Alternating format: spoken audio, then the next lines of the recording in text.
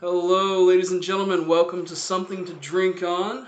I am your host, No Crook, and I am here today with somebody I mentioned in my first video, Big Al Capone. Hello.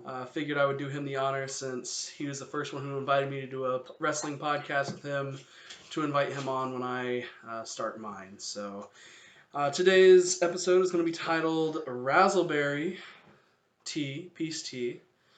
Because that is exactly what we chose to enjoy today while we have our conversation. So, Big Al Capone, have to ask this because I'm going to ask it every time. What is your favorite color and why? Uh, Green. Why? I don't know. I've always been really attracted to the color green. Like, I don't know, something about it. Like, I think it had to do with, like, Star Wars. I liked Luke's blue lightsaber. When he got the green lightsaber, you know it was getting down to business. So it always represented something attractive to you. Yeah, like, it's like, I don't know. There's just something about it. Like, my favorite video game character, Link, he wears green. Qui-Gon Jinn's my favorite Jedi. He has a green lightsaber. Luke, when he has the green lightsaber. Luke, green saber. Okay. Yeah, it's just so always you're just been drawn to the color. Yeah, I don't know what it is about it. There's no like sense of like power or calmness or anything like that. It just is what it is. Yeah, I just like the color. Always have. Still do. Okay. I'm probably not going to get that response as often, so I'm actually glad to hear that one. That's interesting. So, as I mentioned, we have done a wrestling podcast many times. Tried to restart it and then didn't. Because I just realized if I keep setting that down, it'll probably on the audio. It'll be like. Oh, it's fine. No, I. As you can tell, he's concerned about editing for me, which I greatly appreciate. I don't want to make your job harder. Right. And so that's actually one thing I wanted to start talking about wrestling. I am going to ask this, even though you never ask a wrestling fan who their favorite wrestler is. Who is your favorite wrestler? That's the hardest question. Yes, it is. Of all time. It is. It's horrible. Favorite wrestler. My favorite wrestler of all time. It's probably Kane. Really? Kane. I've always been a big Kane mark. So. Oh, for those of you who are listening, a mark is somebody who is like a fan of a certain wrestler or a fan of wrestling. Yeah, sorry, I forgot this isn't the 5-star. It's not the 5-star broadcast. No, I'm a big fan of Kane. Yeah, I don't know. Something about his presence and his. So when he first showed up, he tore down the Hell in the Cell door. Oh, that's right. Yeah, he just rips it off. And then just starts wrecking house. And like there was just something about that. I was like, man, this guy means business. And wasn't that Undertaker Triple H that yeah. he broke it? Yeah. Because... Undertaker Shawn.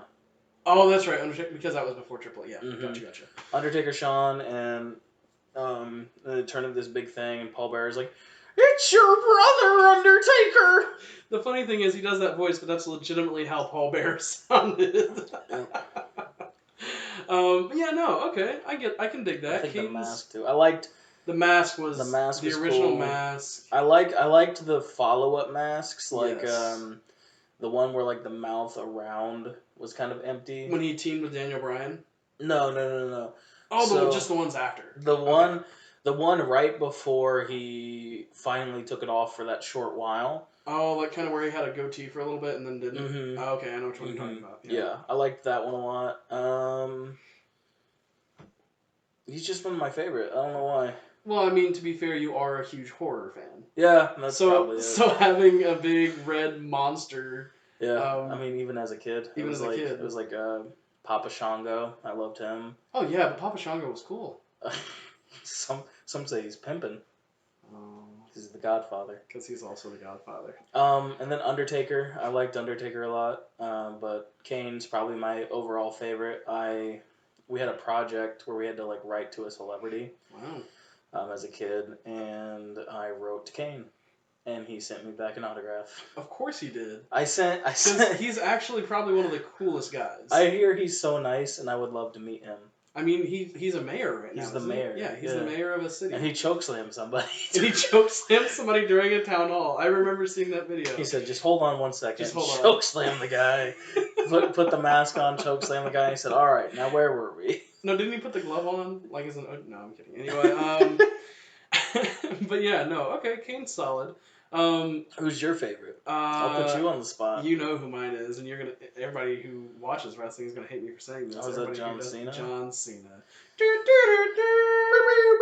So here's the thing: you actually saying you prefer Kane over Undertaker seems like a spicy take. On the Brothers of Destruction, because I mean everybody sees Undertaker and they prefer him. But I see your point. I mean, Kane had some weird feuds. So did Undertaker, because it was me all along. You know, he kidnapped Vince's daughter, but was working for Vince the entire time. It made no sense. Yeah, wrestling had a lot of dumb storylines. We know this. We know that wrestling is quote unquote fake. But it's a source of entertainment that we enjoy. Just like a lot of movies, just like a lot of bad reality TV shows that like Total Bellas. That's a spicy take right there. Hey, you ready for Ronda Rousey to be on Total Divas? No, because she has her own YouTube channel that's actually pretty decent. Like, she already has a bunch of wrestlers just come on. I'd rather have her do that than... Why can't we just... So, I'm so mad that we never just got, like, Ronda Rousey as a person. She was too busy being like, I'm a tough girl. I'm a badass. I beat everybody up. I mean, to be fair, that's... that's like... It's a good character for wrestling. It's a good character for wrestling, but I would have rather seen... you seen that meme of her where she's playing the saxophone? I have not. It's so good. Remind me to show you after this. Okay. It's just her character outside of wrestling. She's actually a super chill person. Mm-hmm. And she's super nerdy. Yeah. Just like, actually, like a lot of wrestlers are. I actually, another wrestler, female wrestler, we both love, Asuka. Yep. She's always posting pictures of her Nintendo Switch. Well, no, she actually posted a picture. She got a new desk and put her gaming computer up and was showing it off on Instagram. And I was like, that's so cool. I'm glad you're proud of this thing. So yeah, wrestlers are people too. But John Cena, however, is Superman. Is not a person. He is not a person. He is a higher entity. I found this game that Good old Saint John. We'll have to do a Let's Play of at some point. John Cena's High School Adventures. No. Okay, we're doing this right after. It's a dating sim. And like so, I started it. Oh my god! And I was like, I gotta get to class. So I run into Cena Senpai, and then he's like, you can either come hang out with me in the gang, or you can go to class. And I was like, I should probably go to class. He's like, all right, see you later. And like, he's like really nice. And then I go to class, and it's the exact same picture of John Cena. He's the teacher. It's the exact same picture with a poorly drawn MS Paint, tie and like glasses. It's the exact same picture of him just flexing, but it's this MS Paint, and I was just like, I have to play this with Josh when I can. I appreciate it. I want to now.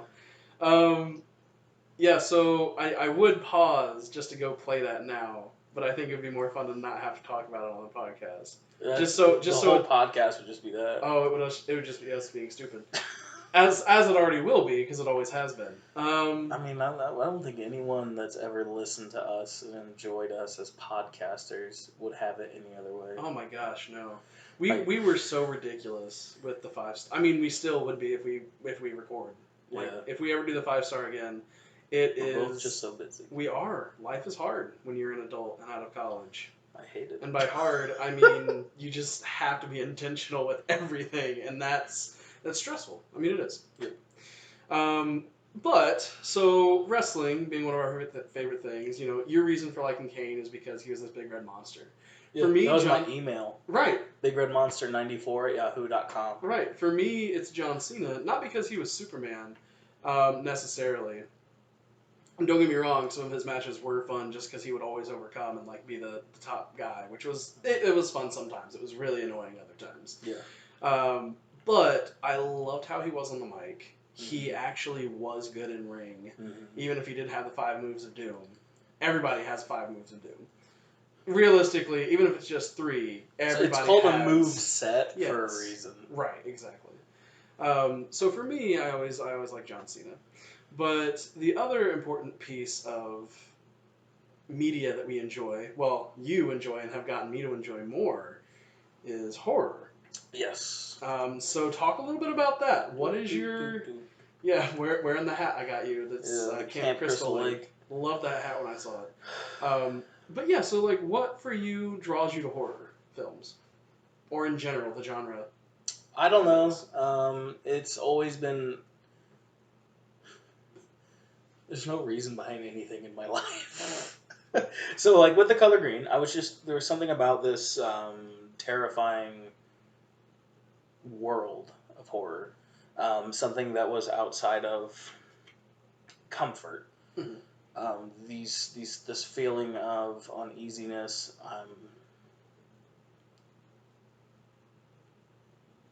It captivated me in a way that most media didn't, because like I'd be scared, but I'd want to see what happened.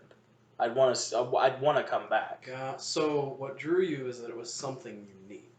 Yes. Compared to everything else that we have. Right. So like for example, Pokemon, the episodes where Ash was fighting Sabrina, I'm guessing? Sabrina. Yep. I And knew with exactly what the you're ghost talking Pokemon, I was so excited to see like Ghastly, Haunter, Gengar, Alakazam. I was excited for all that just because that's stuff that as a kid it's mentioned and played with a bit, like scary things, but it just I feel like it's almost a taboo, like because you can't let kids watch Saw. Right. Right. But like at the same time though, being told like this is like you can't watch this makes you want to watch it when you're younger. Okay. So it wasn't really that I was told no. It was more of the memories that a lot of horror elements left with me. Like for example, it was a stormy night. It's a dark and stormy No, night. seriously though, it was a dark and stormy night. My parents were out on a date thing, and it was me and my sister at home, and we were watching SpongeBob. And it was the episode of the hash slinging slasher. My goodness, that terrified me. Right. As a kid, because it was just written so well and like in a way, and I have memories of that, of like trying to get a hold of my parents because like it scared you. The hash slinging slasher is gonna come and kill me, but then it just turned out some dorky guy with a spatula. But right.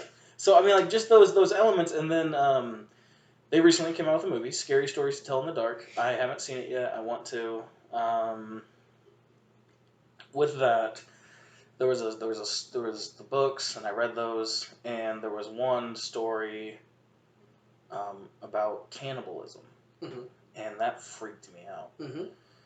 And I almost became a vegetarian at like age 10. Really? At age 10, because there was this story in one of the books where this butcher accidentally killed this annoying little kid, and he's like, I don't know what to do with the body, and he grinds it up. So he Sweeney Todd's the kid. He Sweeney Todd's the kid. he feeds the kid, like the town loves it. Good quality meat. They love good quality meat, and so like he keeps killing people, and like keeps doing it, and then eventually he gets caught because of course. Right. But that after reading that one, I actually went to an Italian restaurant.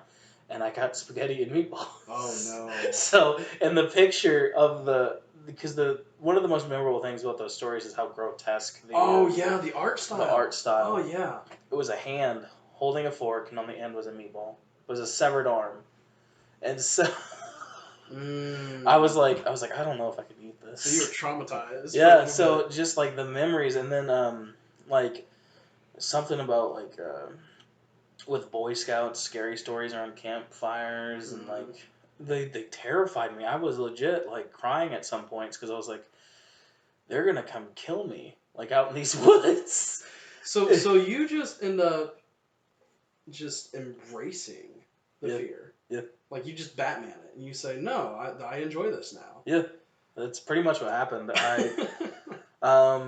Texas Chainsaw Massacre, that, and so I didn't see Nightmare on Elm Street until I was much older. Probably a good thing. Probably a good thing, but I would hear other kids in my school talking about it because they all watched it. Mm-hmm. I hadn't seen it, and I had only been like hearing stories of this guy with this claw hand and like killing people, and Right. and so in my head it's so much more intense and grotesque. And then I finally watched it, and I was like, oh, this isn't like I imagined it to be. Right. This is So nearly as awful. yeah, I mean it's still a fantastic movie. The first one, the rest of them are okay, but I digress. Right. So for me, I was never huge into horror. In fact, I stayed away from it just because I didn't like being scared. There was just something I noticed when I was growing up, and my mom and dad also weren't huge into it. So for me, it was both a nurture and nature thing for a long time. Mm-hmm. But then I watched Leprechaun. Okay. One of the sequel Leprechauns, Okay. not the original. Probably Leprechaun in the Hood. Right. No, actually, that was one of them. And it was the dumbest, funniest slasher thing I'd ever... And I was so entranced because I was like, this is so stupid. And I'm like, for some reason, it's just not scary to me at all. Right. Just this idea of a leprechaun just murdering people because of, I need my goat. Like, it was Give funny. me back my goat. Right. Like, it was funny. And for me, that kind of started planting the seeds for what horror could be. Yeah. Then my brother ended up getting me to watch Babadook a few years ago. Okay. And I still haven't seen Babadook. It was terrifying. Like, I was like, oh my god. But then there's this story behind it that I was like, oh, horror is a good storytelling tool. Mm-hmm. And then I look back at Leprechaun and I realize, oh, it was literally them making a comedy with a horror aspect. Yep. For the sequels, anyway. The original was actually a little... That's usually how it ends up. It's a little creepy. Like, Right. Now we have Jason in space. Stop. We don't need to talk about poor Jason. And actually, speaking of, you're the one who first brought me to watch Friday the 13th. Mm-hmm. Like, me and you watched it together. I loved it. Trick or Treat, which is fantastic. literally something I want to watch every Halloween now because it was so fun. Oh, yeah. I always recommend it. So it's like, it's become something that I enjoy watching. I actually want to go see the movie Hide and Seek that's out right now. Just because it has an interesting concept to me. I haven't seen the trailer for that. Oh, it's about this this girl who marries into a family who's like wealthy because of they created like a bunch of board games or something. And the premise is like they think they have this pact with the devil. Oh. That if ever they pull the game hide and seek at like their yearly like annual gathering, that it's hide and seek with death. Essentially, you're chasing after the person who's hiding and trying to kill them. Oh. Yeah. That sounds interesting. Yeah, and the actress who's in The Babysitter, who's like the babysitter, is the main female lead. Okay, she was good. Right, which I saw that. I was like, oh, I want to see her in this because she did a really good job in that one as the villain. Now she's kind of the heroine in this. Yeah, the final girl. No, she's just the girl because it's mostly about her. Well, I'm just saying in horror, there's a trope of the final girl. Right. So any main protagonist, I usually consider the final girl, or even if it's a guy, still the So I'm final gonna make girl. a comment. You're probably not gonna like it because I know you don't like talking about politics. So does that make horror movies more feminist friendly? No. No. And that's because I watched a documentary on Friday the 13th, and a lot of them were trying to find excuses for certain actresses to be naked. End up topless. So fair enough. I would not say that is a part of the feminist movement. That's fair. I just mean like as far as the trope, the idea that there's always this girl that overcomes and survives in the end somehow. I think that is an interesting idea. Yeah. It's not really in a whole lot of other films. Yeah. I mean, you kind of get it in rom-coms if it's a female rom-com. Yeah, like the girl. Yeah, you get the guy in the end, and this one's you get away from the guy in the end, or you beat the guy at the end. I'd hope so. You hope so, right? I mean, Leatherface is a nice guy and all, but I don't think I'd want to go on a date with him. I wouldn't want to go on the date with the girl from the second one, so I guess that's fair. Oh, yeah. What's her name? I don't know, but that ending scene where she's just doing Leatherface's thing, I was like, what the heck? Oh gosh, that movie. It's so bad. The second one is amazing. It's hilarious. It's so bad. Like they purposely made it horrible. Horrible. What's the phrase that the one guy uses? Lick my plate. you dog dick, which makes no sense. It's just Chop Top's the best. Chop Top is the best. He was oh the my best gosh, character he in was that at movie. I wish I could have gone. He was at Was there a horror convention recently? Yeah, there was a horror convention and he was at it. He's gonna be in that upcoming Rob Zombie movie. Oh, nice. With Sid Haig and Sherry Moon. Sounds like it's gonna be interesting. It's the third movie in the series of House of a Thousand Corpses. Oh, okay. So House of a Thousand Corpses, The Devil's Rejects, and I don't remember the name of the third one. Well, kind of moving from horror, which, like I said, we both have found interesting meaning through, which we didn't used to think we could find. And I attribute that just to being friends with you, because you helped me learn that horror is more than just slashy. Than just slashy, or oh no, they're possessed. It's something different. Yeah, there's a lot of stigma with it. There's a lot of stigma. You're right. I get a lot. I get a lot of stuff about it. Being a Christian and liking horror. Okay, so we're gonna bring that up next then, since you brought it up. We're both Christians. Yep. Well, some people wouldn't consider me a Christian. I think I'm a Christian. Okay. But what has been the reaction from a lot of people with your lifestyle being somebody who likes horror, somebody who likes wrestling, somebody who is a rapper? Kind of give me an idea of that experience that you've had. Other than just having the nice old lady at church saying, "Oh, we have a talent show. You should come up on stage and rap," and then instantly regretting it afterwards. Those are some of my favorite moments.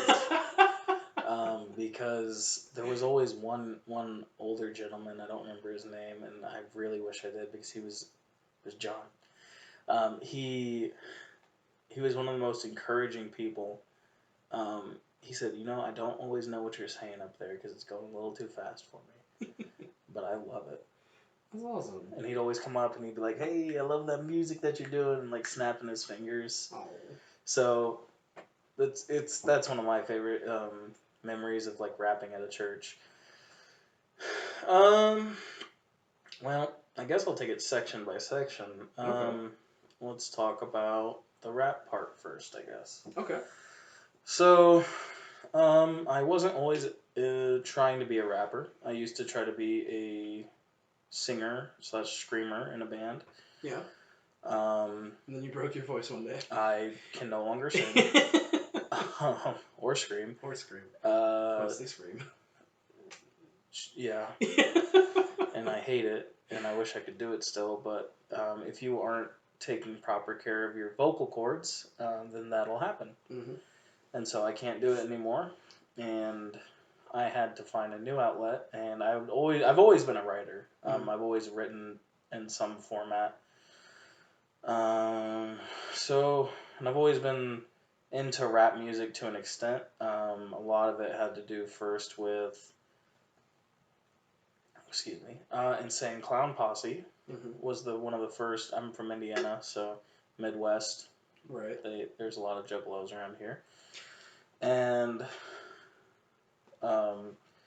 so eventually I was just like, I need to find some sort of outlet. Mm-hmm. And my youth pastor, Nate, bought a beat machine for the youth group, quote unquote.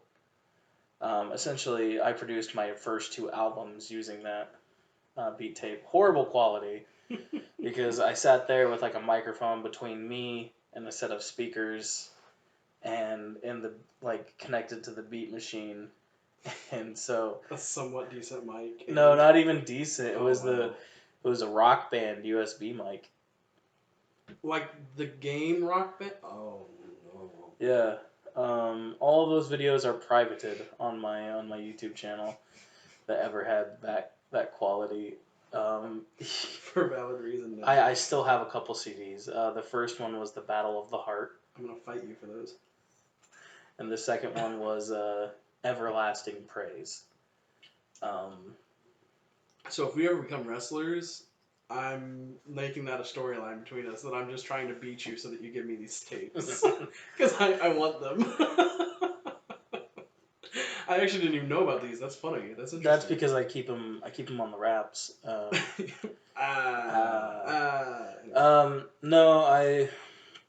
and so I've always kind of been encouraged by church members. Never in the sense of rap, because I always did it as an outlet, and I found Christian rap, so obviously I went in that direction and became popular, kind of, in like the Christian Indiana rap scene. Mm-hmm. Like I had a lot of like recognition. A lot of people were like trying to get me on features and stuff like that. Really? Yeah. And then I switched it up, and they all kind of stopped talking to me. Mm-hmm. So elaborate on that. What exactly did you switch to? I started doing nerdcore, like Christian nerdcore.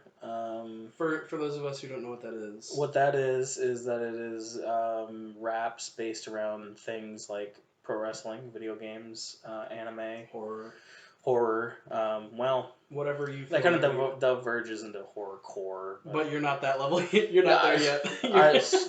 Probably a good thing, because there's stuff in horrorcore that I will not repeat on the air ever. Right. But essentially rapping about things that you enjoy, things that are deemed nerdy, essentially. Which makes sense, because what else would you rap about? Yeah, I mean, like, unless you're just trying to make a bunch of money. Then there's a formula, apparently. Yeah, there's a formula to it. I mean, boats and hoes and. You're right. I mean, you're absolutely right.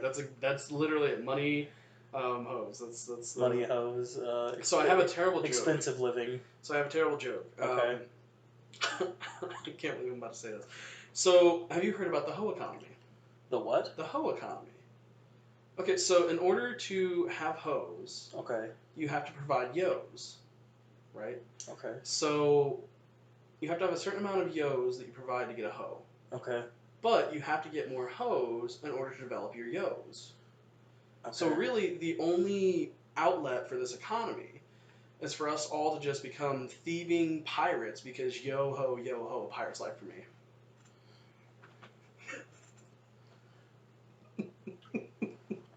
This is good raspberry tea.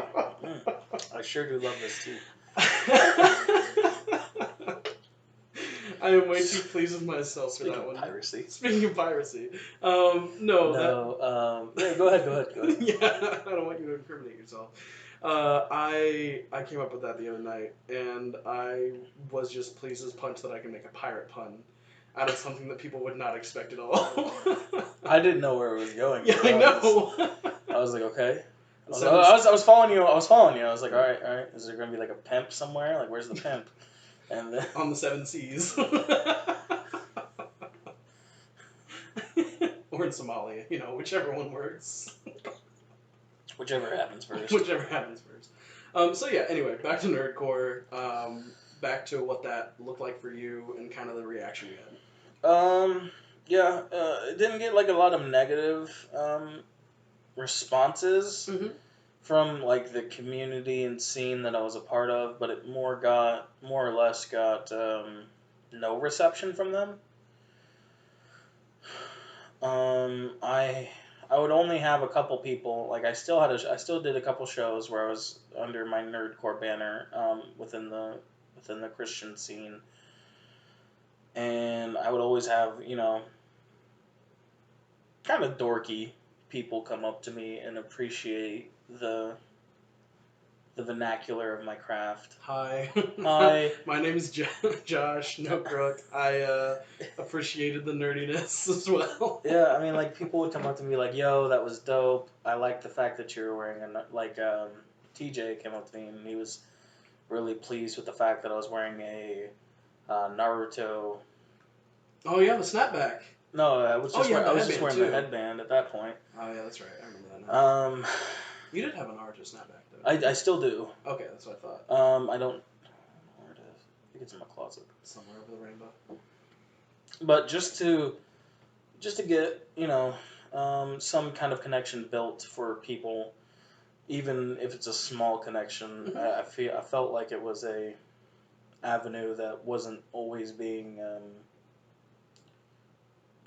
excuse me explored. Yeah, no, that's the good word. It wasn't always being explored, pursued, ministered to, whatever you want to call it, because a lot of when it comes to the church, there's always the demonization of certain nerdy elements. Well, I mean, yeah, actually, that you have an excellent point. I have a podcast with Nate, was my last one, and he brought up, I think, just passively how when he was a kid, or maybe he didn't, but this is kind of a story about Nate. He was not allowed to watch Pokemon growing up. I had friends like that. Because Pokemon was pop monsters that you took control of in magical balls. Literally just the idea of how Christians can take something that's supposed to be entertainment and twist it either in a positive view when it's not, like a lot of Christian movies that are just bad, or that's not bad, and just turn it into something that's completely evil and shouldn't be tampered with because you'll be impure if you do. Right. Which I think includes rap, which I think includes horror, which, Me as a person, I'm just... I mean, yes and no. Obviously, I'm a giant pollution to Christianity. Aren't we all?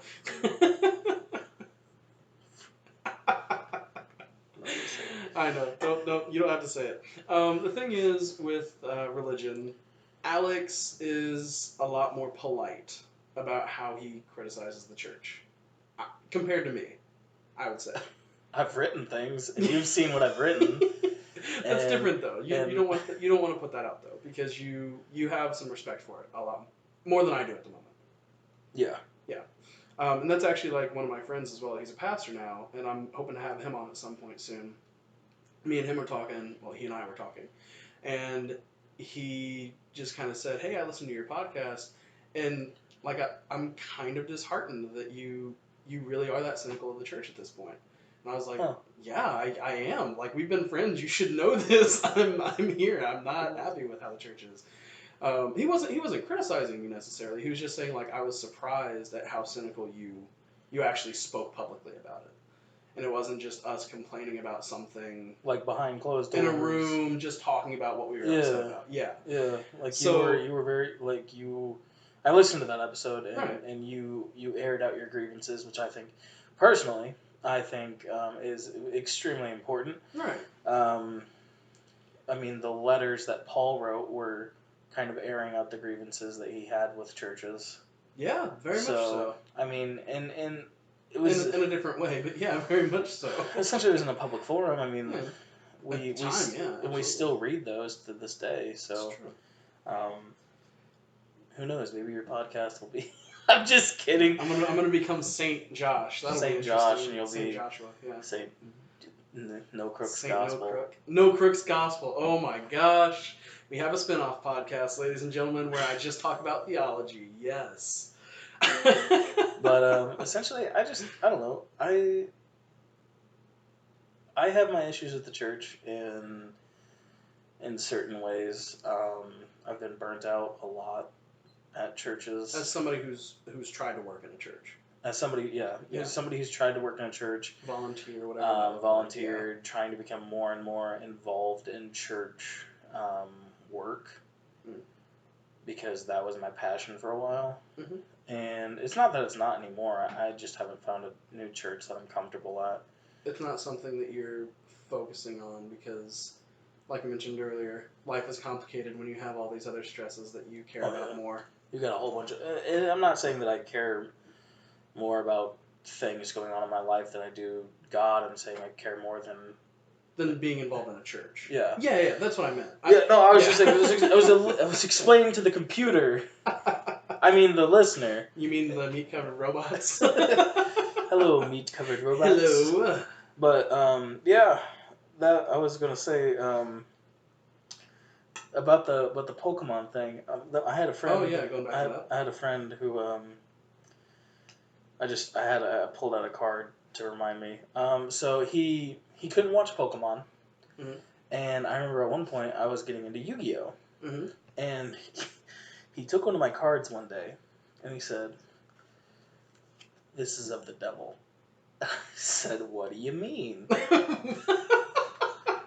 And so in Yu-Gi-Oh! On Yu-Gi-Oh! Cards, there's these little stickers down here. At the bottom corner. At the bottom right-hand corner. Mhm. And there's an eye in there. Which is representative, if you've seen the show, of like the Millennium Eye, the Millennium... Mm-hmm. The Egyptian theme of the show. Yeah. Yeah. That the was the original eye series. of Horus or Lucifer. And No. yep, so he was under... Dude, that's some like brainwashing level thinking to me. He was telling me that I shouldn't watch the show or Participate in anything related to it. Mm-hmm. And that made me more interested in it. So really, you are a little bit of a rebel. To an extent. You're just trying not to be because you don't like making big waves. I don't like making conflict. Yes. Even though I think you would be one of the best people to do it a lot of times. Yes, but no. I've seen where I end up when it comes to conflict, and it's not a good thing. Yeah, because you're kind of naturally more passive. Yeah. And you don't like having to confront people. I don't like. Yeah. I don't like stirring the pot, and I don't like telling bad news, which sucks because I work in insurance. At a call center, right? I work in an insurance call center, and I have to tell people, sorry, this is the last day we can take a payment before your insurance cancels. Yeah, that's all kinds of fun. So having to tell people that when I wish I could give them, I genuinely wish I could help them and give them more time. But that's not your job. Yeah, I'm. Literally, my managers sometimes get annoyed with me because I'm like, hey, this person's been with us for like 5 years. Let's help them out. I was like, they're like, what's their pay history like? And I'm like, it's trash. I'm like, well, they've been on a cancellation notice for like the past 2 of those 5 years. And I try, but I mean, like, there's only so much that I'm able to do. And then I'm deemed as the bad guy because some people don't want to do their job, and that reflects poorly on the rest of the company. So, I just thought of something that what you said reminded me of and also kind of brought up in my mind with consumerism. Yep. Because that's really what it comes down to. The reason health insurance is as expensive as it is because healthcare is becoming more expensive and it keeps feeding off of each other. Yeah. So I see consumerism. I see that in so many other fields. Like even the call centers we've worked at, like combined. Yeah. We used to work for a phone company, Verizon. call center. I don't want to say the name because non-disclosure agreements. Verizon. Big Al Capone, ladies and gentlemen. He's a rebel. What are they gonna do? Big giant company sues small-time horror fan and rapper Al Capone. They're gonna ruin your rap career like Eminem did to MGK. Oh no. Oh no. My rap career. Oh no. It's all gone. Right. All 271 of my Twitter followers have now unfollowed. Right. So the thing is with consumerism, with the call centers we worked at, one in particular was really weird because we worked in different departments. But pretty much all the calls I got were what he's experiencing right now with insurance. It was like, oh, we have to have this new phone, or we have to have this kind of plan, or this consumerist idea that all of our customers had. And at the same time, they'd be like, oh, but I haven't paid my bill for like 2 months. Can you help me out with that? And there's this weird dynamic of I need. Yep. And then, oh, but I want you to fix it for me so I don't have to do anything really for it. Right. And it made me bitter for a long time. So I get where you're coming from. But it also makes you sad sometimes when you have somebody you want to help. Yeah, because sometimes people will call in and explicitly lie. Mm-hmm. And like... Absolutely. And here's the thing. If you think calling in to the same company and telling them, I need more time because so-and-so died, and we take note of that, and I looked back on your notes and see that same person died maybe a year ago, mm-hmm. maybe rethink your strategy. But What was I about to say? Oh yeah, like with the consumerism thing, Mm-hmm. people will call in, and I don't know how much of this I can actually tell, but they'll be like 2 months behind on payments, and they're buying a brand new 2019 vehicle. Yep. Because there's this mentality of like, I have to have the newest thing. Mm-hmm. We are constantly bombarded with images and like ideals of what the good life is. And especially if you are in certain cultures, like for me, I listen to a lot of rap music, and there's a lot of promoting of like the nicer things, quote unquote, newer cars. I mean, that's exactly what I was about to bring this conversation to. So yeah, I'm glad you brought it up. Yeah, I mean, this idea of consumerism being God. Yeah. In a lot of ways. Yeah. Yeah. A lot of people will let the... So this is an interesting thing. I started doing these surveys, or I was going to. They made me uncomfortable.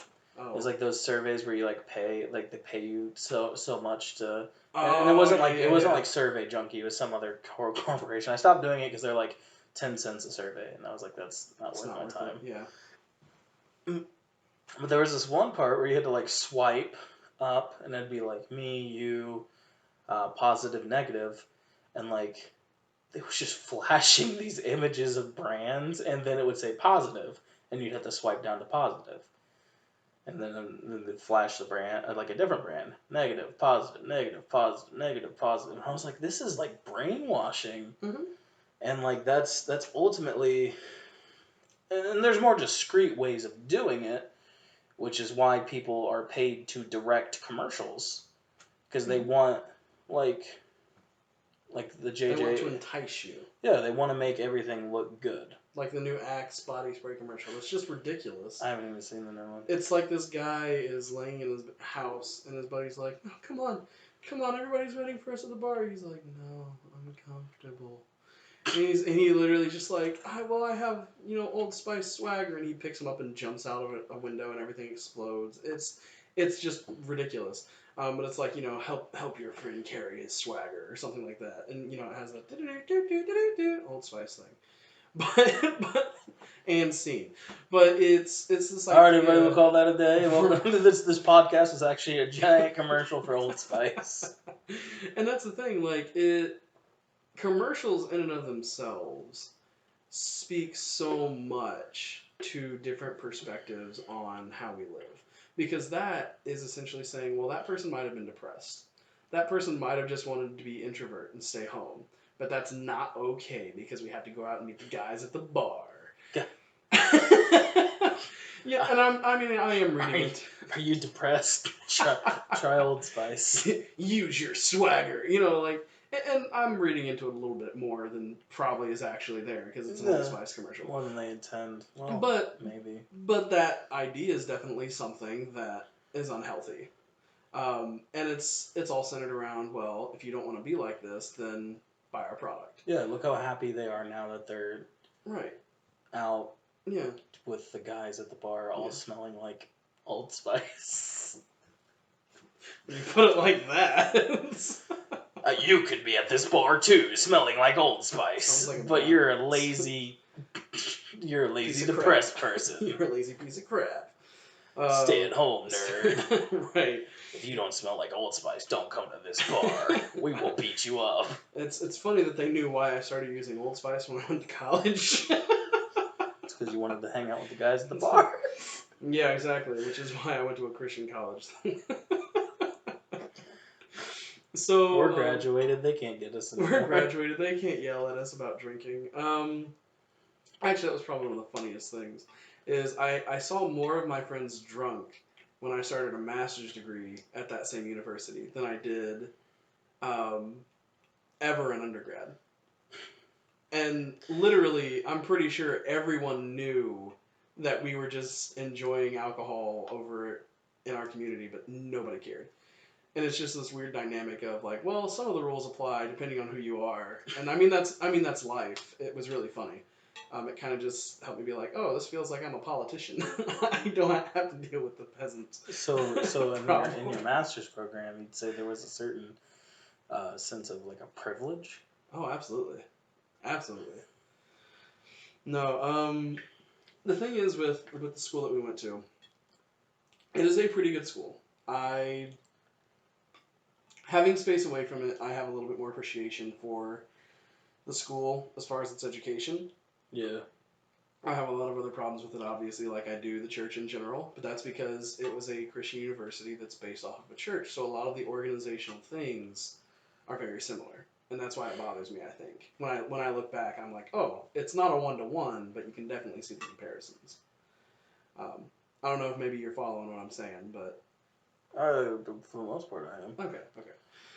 I was just making sure I wasn't hallucinating thinking that. Because it is. It's weird. Like, you're on a... So when you go to a private school, it's different from going to a state school. When you go to a private Christian school, it's very different from going to a state school. Because really, the biggest difference is everybody who does have that crazy side just represses it and either ends up leaving because they do something that the school doesn't like or getting kicked out, or they're an athlete so they get to stay. Or they just keep repressing it. I mean, or they just keep repressing it, whatever. Or they just don't get caught. Or they just don't get caught. So it's an interesting dynamic. I think my college education definitely gave me a lot of privilege, but I think it also helped me develop my thinking and my understanding in a lot better way than it would have if I hadn't went. A lot of our professors are the reason why I'm able to dissect scripture the way that I do. Right. And I really do appreciate. I don't want to name drop anyone just because their privacy. Yeah. But I think I know who the tall fellow. Yes, the tall fellow. Yes. The tall fellow who wears like the sock shoes. Yes. Anyone who knows who we're talking about, take a drink of. I know that they're probably like, oh, I know who they're talking about. But yeah, no. Let's see. So we went over rap. Yeah, we went over wrestling. We kind of talked about God a little bit. Yeah. So okay, here's one thing, and this one's probably going to make you more anxious than any of the other topics. Oh, good enough. I love you though. I want you to know that you're my friend. So we mentioned how we both have beef with the church. Okay. And like I said, I'm going to out you, but you kind of already outed yourself on Twitter. You had a track, an album recently that you wanted to release. Yeah. Because you were venting, essentially. Yeah. And you were also creating, which I think sometimes is the best thing we can do. Yeah, the best way when we to express vent. and create at the same time. Right. But you didn't want to release it. Yeah. Why? So, the album the EP project that he's talking about was going to be chapter 2 in a series that I was working on, more horror themed than most things I've released in the past. So the first chapter was Microphone Massacre. The second chapter, there was going to be 4. The second chapter was going to be Baptized in Crystal Lake. Right. The reason behind that, so baptism is like a symbol of being reborn. Mm-hmm. And Crystal Lake is this, is obviously from Friday the 13th. Right. It's a campsite and also a literal lake where Jason drowned as a kid because he couldn't swim because the leaders of the camp were failing to monitor over Jason properly. Right. So that's kind of where the idea came from. Being baptized in this polluted lake, this lake where the leaders didn't know how to stand up. The leaders didn't necessarily properly lead. Right. There were other intentions by a lot of people who were leaders, and I went into that, and essentially a lot of people and there were certain phrases that I wrote that I shared with people close to me just because I wanted to say, hey, does this sound good? Right. Um, And I do you remember think listening this to is it, and I loved do you think this is too far? it. And it was too far for me. Comfortably, I said certain things about how the church, in my opinion, would often be the reason why people get so burnt out, and most of that would be speaking from experience. Mm-hmm. I've seen. I said a line. I said I've seen people running the church, running people out of the church, and I've seen that in so many every church that I've been to. Yeah. I've seen families that have taken me in as an individual, and welcomed me into their church. Mm-hmm. Eventually, be run out of Yeah. the church. Yeah. Yeah. The people that took me in, to and essentially brought me to church, and to the night that I got, I don't like saying saved, but Right. that I accepted Jesus as my Right. Lord and Savior, that kind of Right. thing. I saw them essentially demonized and run out of the church. I've seen a close friend of mine, you know him. I'm not going to name drop Right. him just for his Reasons. and his wife's security. Yeah. I saw them gossiped and ran out of a church by leaders. Yeah. That was terrible. I've seen youth pastors. I've seen pastors. I've seen it all, and like I had a lot to say about that, and it was always boiling in the back of my mind, and I had friends that were in the same environment that I was in, and they agreed, it was a bad way of going about it, but at the same time, I just wasn't comfortable with releasing it. I only released one track from it, Mm-hmm. Kiss of Judas. But outside of that, the project's completely written. I've got all the beats ready. I still want you to release Microphone Massacre because that one was. Microphone Massacre is released. Okay. I thought it was, but you said you only released one of them. That's what I was I saying. released Microphone Massacre, so there's a mixtape version, and then there's a version I'm allowed to distribute for profit. Oh, nice. So yeah, the second one. I remade all the beats, and my distribution service is holding it up in ransom right now, so I'm going to find a new distro. Oh, gotcha. But yeah, no, I didn't feel comfortable releasing it because I'm trying to be more positive in my life. Mm-hmm. I'm trying to be, I don't want to say a better person, but just a more positive person. Yeah, at least a happier person, right? Yeah. Hello, Abby. Hello. Hello. You're recording? Yeah. Yeah. Are you okay? Yeah. She was just waiting. Oh, okay.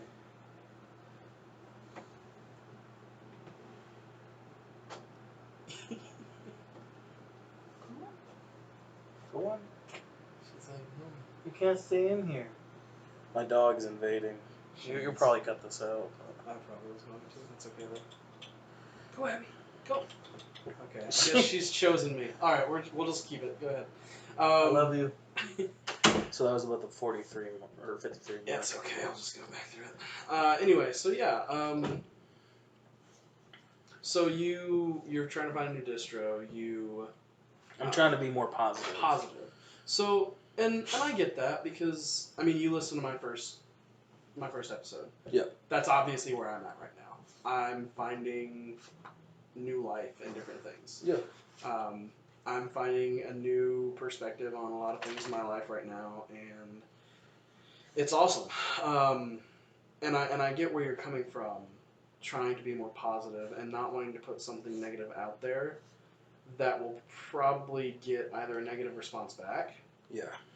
Or, and even going with that, or even a positive response back with more people bringing this, like adding their own negativity to that criticism that you had. Yeah. Which may not be what you want. So I get that. I still wish, God, I wish you could release it though. because it was good. I do like it. But again, I'm biased because I'm one of those people you're talking about. Yeah. I'll tell you what, if this video gets 100 likes on YouTube, I'm just kidding. Dude, you don't know how much I would spam the shit out of this if you did that. If you agreed to do that. I'll tell you what.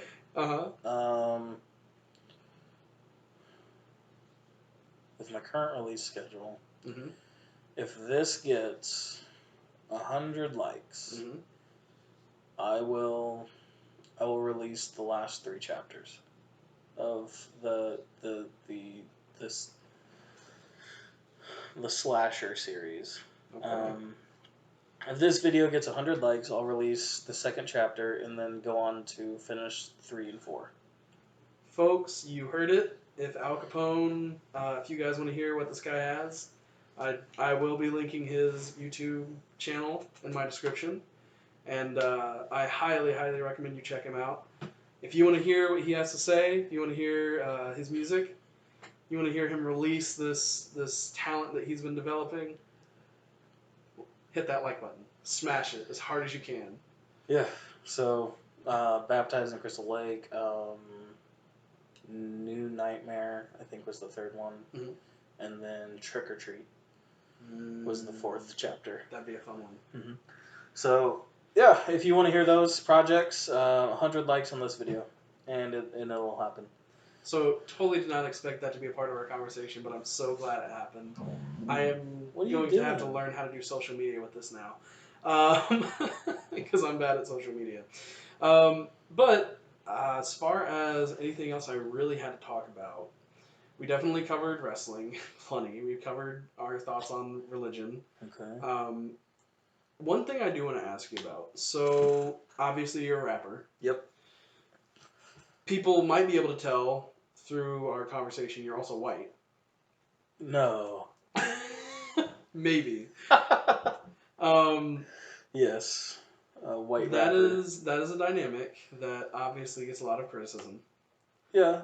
What are your thoughts on that whole pile of the whole can of worms? You don't have to even address all of them. Just I kind of want your generalized idea about that can of worms. No, we'll go ahead and talk about this can of worms. Okay, let's We'll do go ahead it. and talk I'm about excited. this. All right.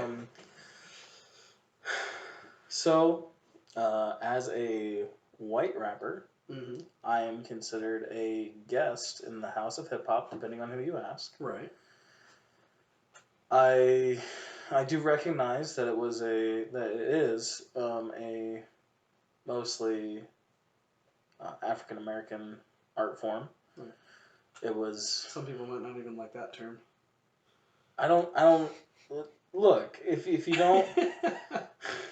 If you don't like how it's phrased, that's fine. I don't know how else to phrase it. Yeah, because there's that weird dynamic of saying black or African American. Yeah, that's why it took me a second. I was like, I don't know how to phrase that. Yeah, which is better. No, that's yeah, fine. so I just went with the one that I'm the safest. I'm under the impression is more politically correct. Oh, that's true.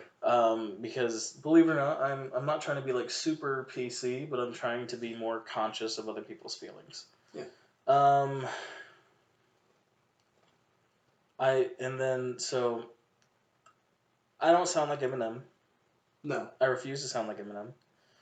Not because I think I would argue your flow is similar sometimes, but you don't. That's because the white guy dynamic of rapping is, I gotta rap fast to make up for the fact that I have light skin. Yeah, but you're a rebel, remember? I know, but listen, so white rappers feel like they have to rap fast. There's this, like, conscious pressure. I want to be a fast rapper because it sounds cool, but in all actuality, it's about the same as mumble rap. You just have more syllables. Nobody can understand what you're saying either way. Yeah. And I've said that on Twitter before, and I've gotten some heat from it, but I mean, it's kind of true at times. So being a white rapper,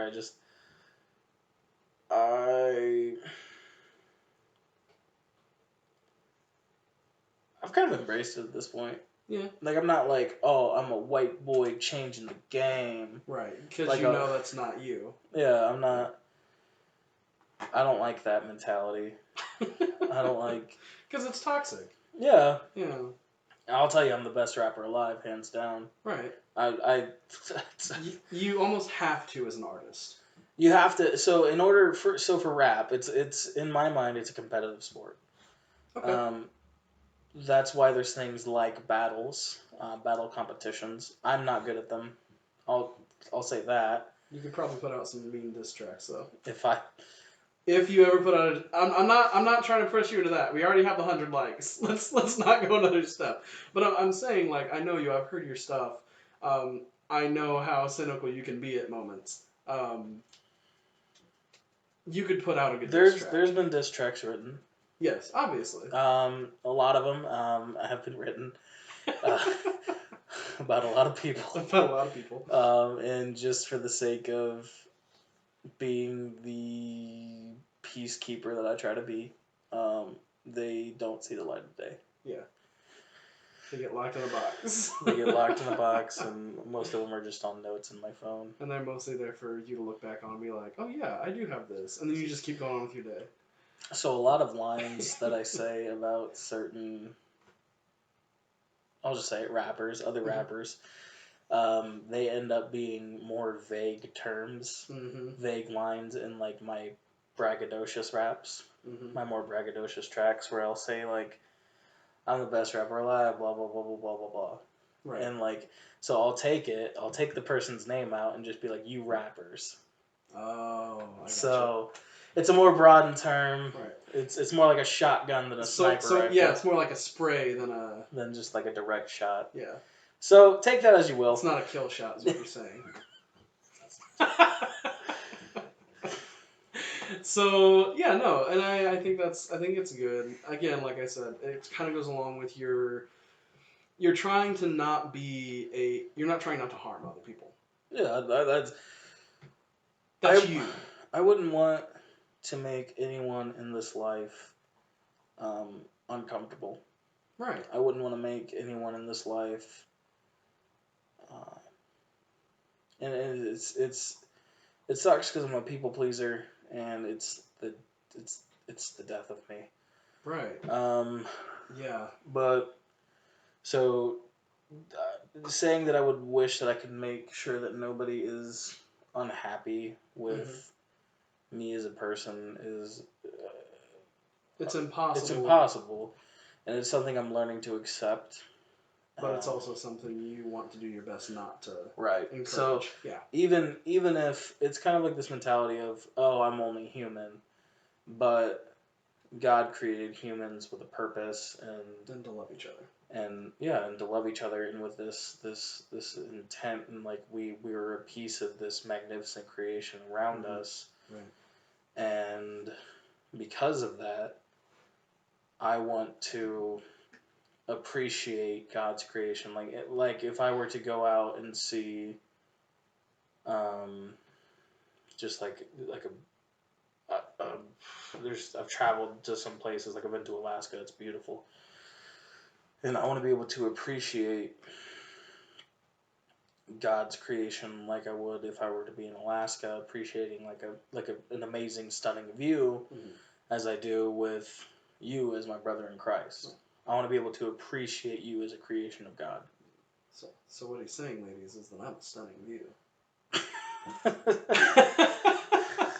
No, I definitely get where you're coming from, because that's similar to how I see it. I see when God says, take care of the earth, love me, love others. Well, Jesus elaborated that last part more specifically, but same difference really. Anyway, with heresy.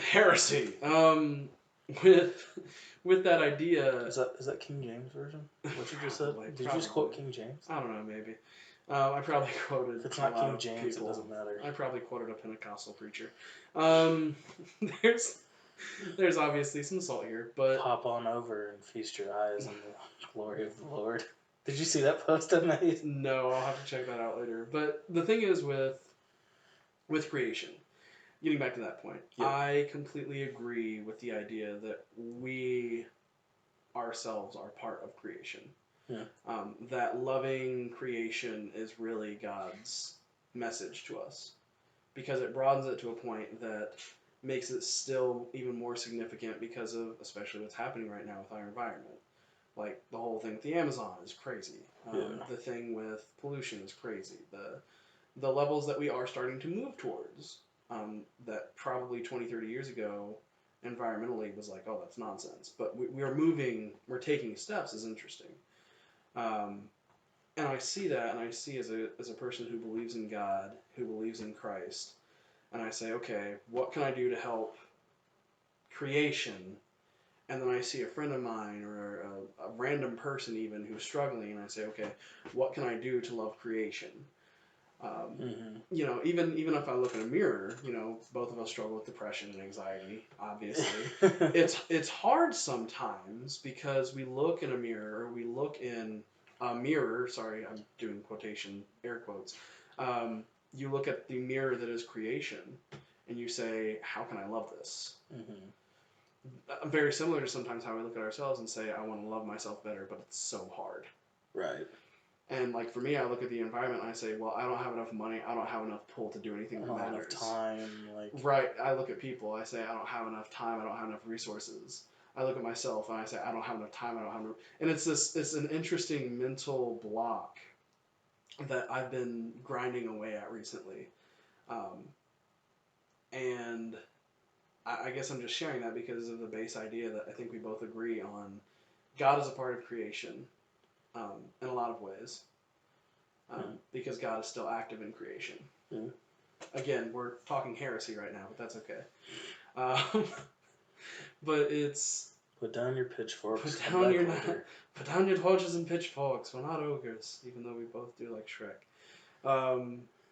It's interesting looking at creation that way, and then kind of retroactively then pulling back and saying, okay, well, what about entertainment? Okay, what about all these people who are Christians or believe in God and then just completely demonize different forms of entertainment? Now, don't get me wrong. I can look at something and be like, that's trash. Yeah, but that's my opinion at that point. I was going to say, that's more of an opinion versus like a theological state.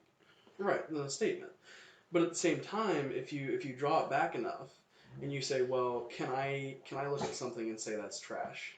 Because really, isn't that what these other Christian people are doing, trying to keep their kids away from demonic things that aren't demonic at all? They just think it's not a good influence. Or they think it's a waste of money or a waste of time. And I wonder about that sometimes. I wonder if it can go back that far, for me looking at it and saying, yeah, you know, all this reality TV, I mean, somebody came up with the idea.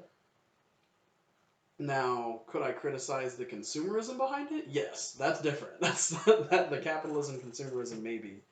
But I don't know. That's kind of just something I've been wondering about myself as well, on top of the idea of creation. So, how far back we peel the layers, so to speak. So, like, if you were to say you see a movie, and you were to say that, in your opinion, you would say it was trash. However, it is a piece of creation by someone else. So you're saying that it's harder to call that trash? I'm saying on a very, very deep spiritual level, and I mean very deep. To what extent does this show that we're not there yet? That we don't actually have this healthy idea of loving creation? Because if we're putting down something else, I mean, yeah, it can be our opinion that something's not good. Obviously, you know, I have certain opinions about movies and music and everything else. Yeah, our friendship was built on the fact that we both hated The Dark Knight Returns. Dark Knight Rises, yes. Whatever, same thing. By the way, Nate finally admitted that is a bad movie. Yay. I know. I'm so happy. I didn't mention, that wasn't brought up on the last podcast because we enjoyed our talk too much, but I was talking to him later and I said, man, that was actually a point I wanted to bring up, and he just rolled his eyes. He's like, I know. I feel so bad for teasing you so much. But yeah, so I wonder if having heavy criticism of others' work or other people is healthy anymore. Kind of going to the idea that you had of, well, this criticism of the church. One of the reasons you don't want to release it is because you don't want to hurt anybody. Right. And yet, I think the difference and distinction there is yours is a criticism. as well as your frustration. Mm-hmm. Whereas a lot of times mine was just, I don't like this movie because it's not what I wanted it to be. Burp-a-derp-a-der. But isn't that a lot with the same thing with the church? Yeah. It's not what we want the church to be. Yeah. Versus what the church should be, which at its core is gathering and honoring God, doing God's work. But at the same time, there's the corruption of human beings. And if you pray the gay away, or you pray the pain away, or you now pray, wait a minute, wait. Or See, you- that's you- something else I talked about in Baptized was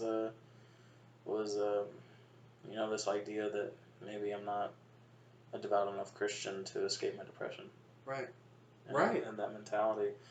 Or that we don't have because the finances because we don't believe in God enough. there's certain people in my life who refuse to take depression medicine because they believe that God will heal them. Mm-hmm. And I'm not saying that it's impossible. I'm just saying that I think that God can work in more ways than people give him credit for. Or her credit for. You know I'm always going to do that. That's fine. I know. No, so I've always heard God as a him. So I know. So, I do it to throw people off because that's how it originally got to me, and then finally I just accepted it. Yeah, but here's the thing. I'm saying him as an Hymn. Oh, I'm just kidding. I meant HIM. See, now that would actually be a good line. That actually could be an interesting line. I'm praising him, HYMN. Yeah. Anyway. Anyway. Yeah. So I mean, God. There's a verse in the Bible. God said, man cannot survive on bread alone. But he never said that we don't need the bread. Yeah. So in my mind, it's like you can't survive on just depression medication. Obviously. Like it's for me at least, and it's not for everybody. I realize, and like it takes a lot of people a lot of time to find what works for them. I was very blessed to find my first try. Mm-hmm. So, because we have friends who had to go through like 2 or 3, and they had an awful time with it. Oh yeah. And then they finally found something. I mean, it helps. Mm-hmm. And I think with that though, there's a spiritual side, there's the medicinal side that can be really helpful. And then I know Nate and I on my last show we talked about depression, anxiety becoming more and more prevalent in our society. Yeah. And part of that's just because we're more willing to talk about it now because we're all just realizing, oh hey, that's me too. I relate to that reality.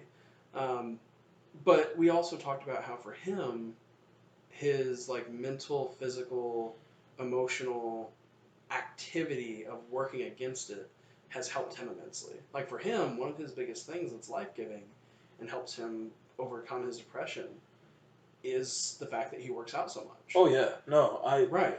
That'll generate. I forget what my wife knows. Endorphins, oxy. It produces a chemical in your brain that like. Serotonin. Yeah, probably. Dopamine, all the good stuff. I was having a really bad day. There's a gym that we have access to here, and I went on the treadmill for a while. It's real. It helps. If you're like really down, I would suggest doing something. Don't just lay in bed. I know it's hard. Yeah. And we both do. We both absolutely know how hard it is.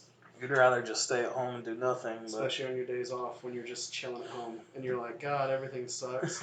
And then I got told to kill myself twice today at work. Right. Yeah. No, and this is probably something we'll have to talk about it again another time. I just wanted to kind of introduce you to people because you are one of my best friends. I appreciate that. You are somebody who I think is very talented. Aww. No, I'm serious. Your rap skills, your production skills with the beats that you do, I always enjoy. And it's not just because I know you. It's because it's something I enjoy hearing. And I enjoy seeing it grow, and I have noticed it grow from the time I've known you. And I wanted people to kind of see this side of you, this side that appreciates what is entertainment, why it's significant to you, and kind of give people an idea that hey, there's something different to being a nerd, to enjoying rap, to thinking about horror, to watching a show that's fake, whatever it is, and also because I know you think very theologically about things. And I think that incorporates into who you are very well. But it also provides conflict because of some of your past, well, just some of your past. Yeah. But I think it's awesome that you have grown and learned, like I and other of our friends have, that being a nerd or enjoying things that we enjoy doesn't take us any further away from the grace of God. Right. Right. And it's very tough to find that balance because depending on who you're getting preached to by, like I remember for a long time there was this mentality, and there was a preacher going around, I forget his name. The YouTube clip's been removed, but there was this clip that was pretty prominent, and it was that he was saying, like, if you're a real man of God, then you won't laze about and watch video games or play video games. And right. so, it's time to give up childish things, this, that, and the other, and it's just like, man, just chill out. That's all. Just chill, dude. Yeah. Like, get some inner peace within your life. You're obviously frustrated with something. Yes. Like, I want people to be at peace with themselves. And for me to be able to promote that message, I have to start becoming at peace with myself. Because you already have the accepting other people part pretty well down, Yeah. in my opinion. Yeah.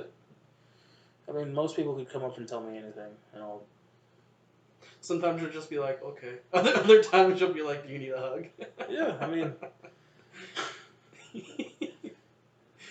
It is what it is. It is what it is. I mean, if people have negative emotions towards me, sometimes I take it personally, but other than that, I know there's often, because I used to have this mentality of anger and frustration, so it's that, there's a lot of things, and this isn't just like every single person that ever says anything mean to you isn't this way, but there's a lot of people that will find ways to be mean because they're upset with who they are. Mm-hmm.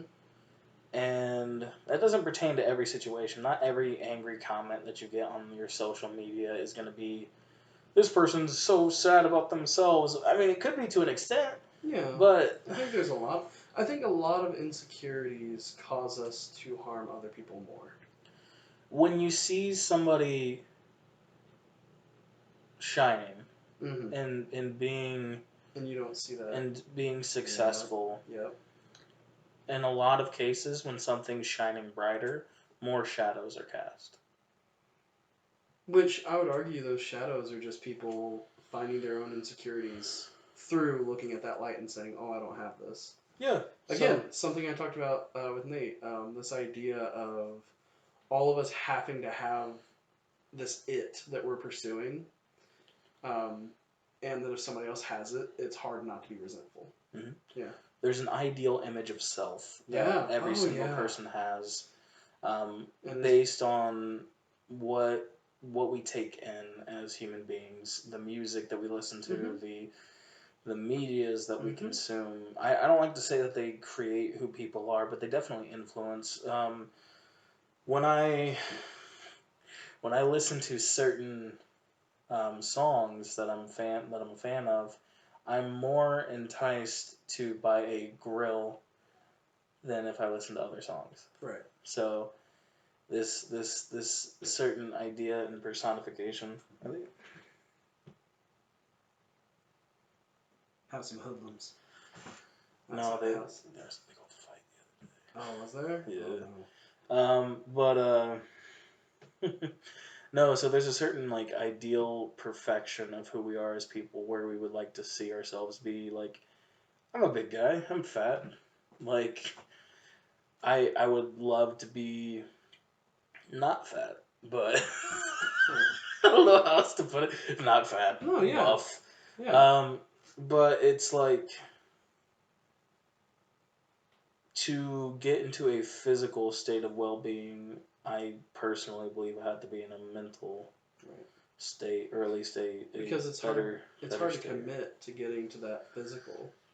I mean, even with me recently, like I have a gym membership. I've been working out. I've been trying to incorporate healthier eating, but I'm not consistent. Right. And it doesn't break me like it used to that I'm not consistent, but it frustrates me. Mm-hmm. And so I get where you're coming from, and it's a hard process. I think you have to start. It's kind of like a seesaw, right? Yeah. Because if you go too hard on one side, you'll just go flat on your butt and just get up because there's no balance, there's no flow. I think there's a up and down on the mental and the physical side. And I guess this is a lot of things in life as well, but until you start finding that balance where you can just kind of keep going back and forth and enjoying the play of finding peace and finding your goal. Mm-hmm. Becoming who you want to be. Yeah, exactly. So finding that balance and getting all of the, and it's not always going to be perfect. Right. It's like an improv dance. Yeah. I should try to say improvisational. Improvisational. Yeah. Yeah. I had way too many syllables to that word. I'm a rapper. I was about to say, you're a rapper. You can't have that many syllables unless you have something to follow it up with. That's the only way you can remember it. But so just like it's a dance that you're kind of making the steps up to, and if you place your foot in the wrong stance, sometimes you make slip, but the music's gonna keep playing, and you just gotta keep moving. Yeah, and I think there's a lot of truth to that, and I think again something I talked with Nate about is with seeing the it that we're trying to pursue. I think that's sometimes the most toxic thing because we get so focused on it that we stop looking at who we are and where we're at and what we have in front of us and inside of us, that we just know who we are and we need to grow that piece of us. Rather than trying to pursue it, we focus on that, and that's where our actual growth comes from. As people, not just achieving or pursuing, it's also finding growth and finding peace in that growth and joy in that growth. Yeah. It's kind of like in a movie, where say you're at a certain point in a movie, and you're just wanting the big payoff at the end.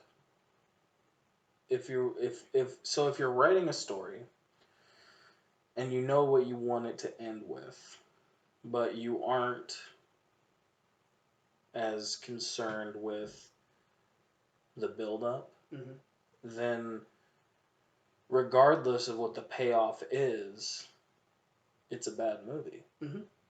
You can have a fantastic end if you don't take the time to build and create and essentially utilize the foundation that you've created for yourself, then you're gonna have a bad movie.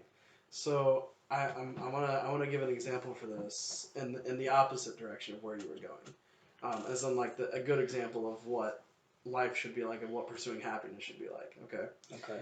And I kind of want to wrap up on this positive and also hopefully funny note for a lot of people. Okay. So my favorite Christmas movie is Die Hard.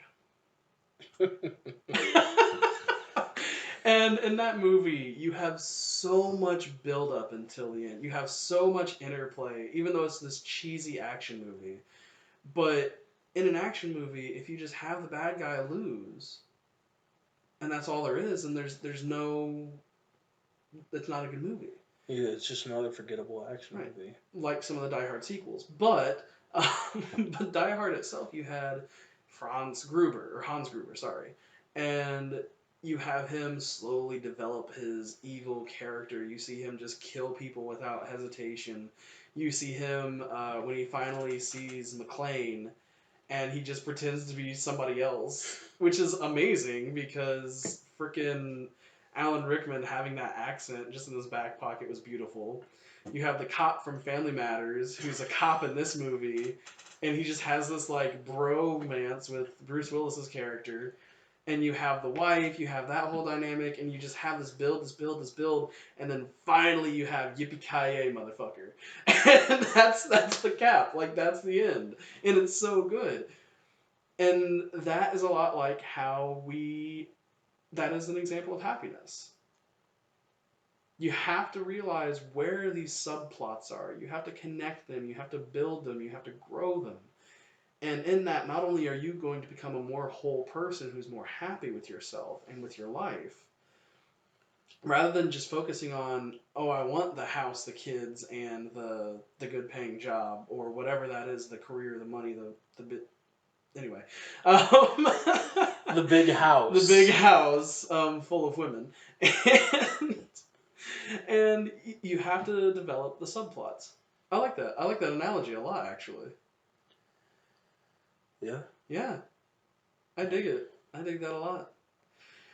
And I hope you guys have enjoyed your Razzleberry Peace Tea. Yeah. Take a sip. Take a sip. This has been something to drink on. I'm your host, No Crook. I'm your guest, Alex. Big Al Capone. Whatever you want to call me. And this is not the 5-Star Frogcast, but oh my brother. Testify. Later.